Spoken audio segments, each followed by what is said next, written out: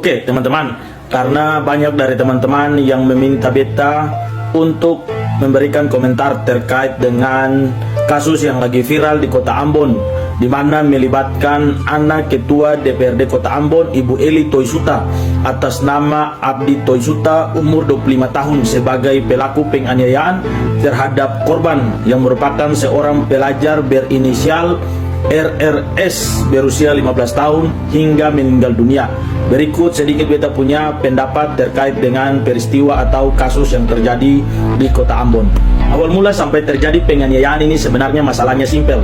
Seperti yang teman-teman sudah ketahui, teman-teman sudah baca, teman-teman sudah nonton di berbagai macam media, baik itu di TikTok, Facebook, Instagram.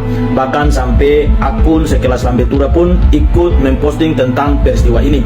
Lanjut teman-teman, beta sang perlu jelaskan panjang lebar terkait dengan dia punya peristiwa sampai terjadi penganiayaan tersebut. Tapi yang teman-teman sudah tahu adalah karena korban seng kasih suara pelaku saat masuk lorong, akhirnya itu yang menyebabkan sampai pelaku ini marah dan menganiaya korban yang sementara ada di atas motor. Dari berita yang beta baca, yang beta searching lalu beta temui itu, penyebab kematian adalah korban ini mengalami patah leher. Tapi ini masih sementara. Nanti katong tunggu sampai hasil otopsinya keluar, baru itu katong tahu pasti dan resmi dari kepolisian itu hasil otopsinya penyebab kematiannya itu apa. Apakah patah leher karena dipukul atau seperti apa. Tapi ini hanya dugaan sementara karena beta dapat data dari berita yang beredar di media sosial. Jadi teman-teman pasti katong bertanya-tanya nih, pasal apa yang dijatuhi atau dilanggar oleh Abdi Toisuta sebagai anaknya ketua DPRD kota Ambon. Jadi katong lihat dari sisi korban. Karena korban ini adalah masih anak, mari katong lihat anak ini menurut undang-undang. Jadi definisi anak menurut Undang-Undang Nomor 35 Tahun 2014. Beta coba baca biar katong sama-sama paham tentang dia punya definisinya. Anak adalah seorang yang belum berusia 18 tahun, termasuk anak yang masih di dalam kandungan. Jadi fix korban RRS masih berusia 15 tahun, jadi masih dikategorikan sebagai anak dan dia punya undang-undang khusus. Makanya pelaku ini pasti tidak bisa lari, tidak bisa keluar dari Undang-Undang Nomor 35 Tahun 2014 tentang perlindungan anak. Kita lihat lagi pasal apa yang diterapkan kepada pelaku penganiayaan sehingga menyebabkan korban meninggal dunia ini. Lanjut teman-teman, kita lihat pasal 76C. Dia bilang bahwa setiap orang dilarang menempatkan, membiarkan, melakukan, menyuruh melakukan atau turut serta melakukan kekerasan terhadap anak. Lebih lanjut lagi, pasal yang pasti diterapkan kepada pelaku penganiayaan sehingga mengakibatkan anak meninggal dunia ini, kita lihat dalam masih undang-undang yang sama, Undang-Undang Nomor 35 Tahun 2014, pasal 80 ayat 1.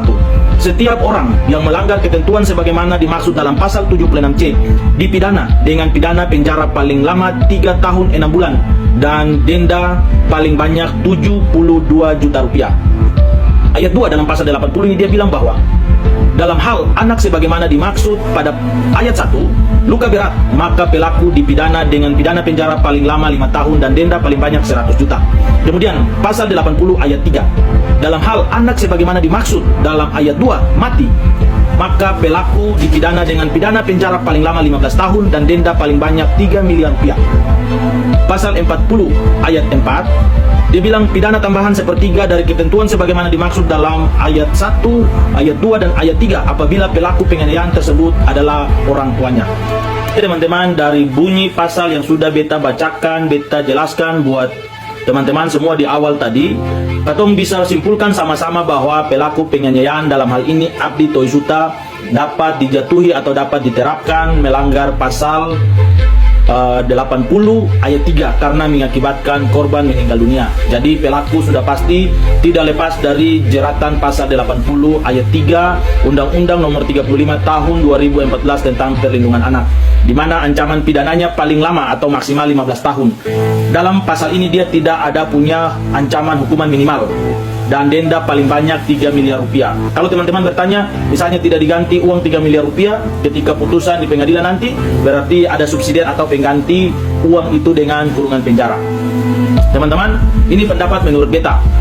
Jika teman-teman berpendapat lain atau teman-teman praktisi akademisi hukum berpendapat lain, dipersilakan.